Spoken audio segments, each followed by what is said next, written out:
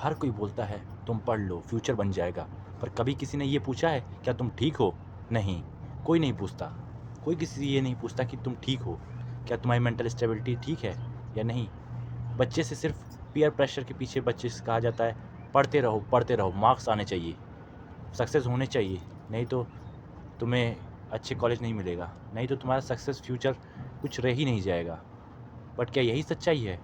क्या सिर्फ एक एग्ज़ाम आपके बच्चे का फ्यूचर डिसाइड कर लेता है, या आपका बच्चे की मेंटल स्टेबिलिटी भी ज़रूरी है? आज हम लोग इसी बारे में बात करेंगे कि मेंटल स्टेबिलिटी ऑफ स्टूडेंट्स कितनी ज़रूरी है।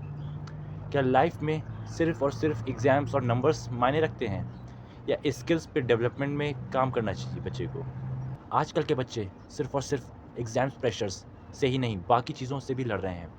लोगों का प्रेशर, घर वालों का प्रेशर, एग्ज़ाम्स में अच्छा परफॉर्म करने का प्रेशर, और साथ ही साथ अपने आप को प्रूव करने का सबसे बड़ा प्रेशर कि मैं ये नहीं कर पा रहा हूँ, वो नहीं कर पा रहा हूँ। और सबसे बड़ी बात, जो पेरेंट्स दूसरों से कंपेयर करते हैं कि उनका बच्चा कैसे कर ले रहा है, तुम क्यों नहीं कर पा रहे हो?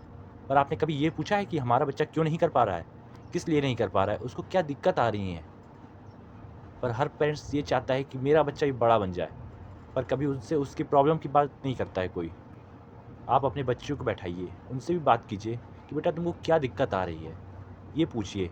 बल्कि सब प्रेशर डालते हैं कि अच्छे नंबर आने चाहिए, चाहे जैसे लाओ। हर बच्चे की अपनी स्किल्स होती हैं, हर बच्चे के अपनी प्लस पॉइंट होते हैं और नेगेटिव पॉइंट सबके होते हैं। तो बच्चे को सिर्फ और सिर्फ स्टडीज़ की तरफ फोकस कर देना, ये क्या आज के समय में सही है? जहाँ पूरा वर्ल्ड बहुत आगे बढ़ चुका है हर फील्ड में, तो हम लोग क्यों सीमित हैं सिर्फ स्टडीज़ तक? बच्चों से पूछना चाहिए आपका इंटरेस्ट कहाँ पे है, आप किस चीज़ में इंटरेस्टेड हो ज़्यादा, फिर उसको उसी चीज़ में फ़ोकस करना चाहिए। ज़रूरी नहीं है कि आप सिर्फ स्टडीज़ में ही सक्सेसफुल हो तभी आपका जीवन सक्सेसफुल होगा। हो सकता है आपके बच्चे को कुछ ऐसी स्किल्स अच्छी लगती हो, या हो सकता है कि आपके बच्चे को कोई ऐसा गेम्स में इंटरेस्ट हो जिसमें वो बहुत ही अच्छा परफॉर्म करे। एक स्टूडेंट बाहर से बहुत ही नॉर्मल दिखता है, लोगों के साथ उठता बैठता है, फ्रेंड्स के साथ घूमता है, कोचिंग क्लासेस अटेंड करता है, बट क्या आपको पता है वो अंदर से पूरी तरीके से खोखला हो चुका है, सिर्फ़ और सिर्फ़ अपने ओवरथिंकिंग की वजह से। ओवरथिंकिंग उसको अंदर ही अंदर खा जाती है।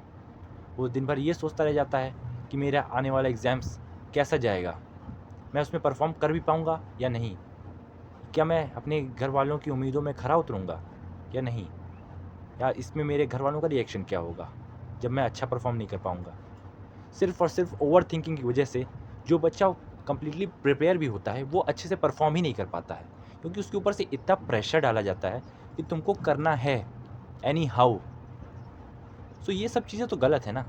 बच्चा अपना परफ़ॉर्म कर ही नहीं पा रहा है, उसको खुल के परफ़ॉर्म करने दो। उस पे कोई प्रेशर ना डालो। उससे कहो बेटा जो कर रहे हो अपने मन से 100% देना बस अपना। यही हर पेरेंट्स को कहना चाहिए। और उसको आप अपने सिर्फ़ और सिर्फ़ आप अपने बच्चे को एक पेरेंट्स के नज़रिए से नहीं, उसको अपने फ्रेंड के नज़रिए से देखिए, उसको अपना फ्रेंड बनाइए। तभी वो आपकी अपनी छोटी-छोटी बातें बताएगा कि मुझे ये प्रॉब्लम्स हैं, मुझे ये चीज़ें कॉन्सेप्ट क्लियर नहीं हो रहे हैं, मुझे ये डाउट्स हैं, मुझे कोचिंग अच्छी नहीं लग रही है, या मुझे अपनी कोचिंग वाले टीचर्स से बात करनी है, या डर लगता है अपनी कोचिंग टीचर से बात करने में। ज़रूरी नहीं कि कोचिंग ही हर बच्चा करे, कुछ बच्चे सेल्फ स्टडी से भी बहुत अच्छा परफ़ॉर्म करते हैं। तो आप बच्चे की अपनी पहले नीड्स देखिए, हर बच्चे की रिक्वायरमेंट्स और नीड अलग-अलग होती है। तो इसीलिए आप बच्चों पे प्रेशर ना डालिए, इसीलिए आप बच्चों के फ्रेंड्स बनिए और उन पे प्रेशर ना डालिए। Thank you.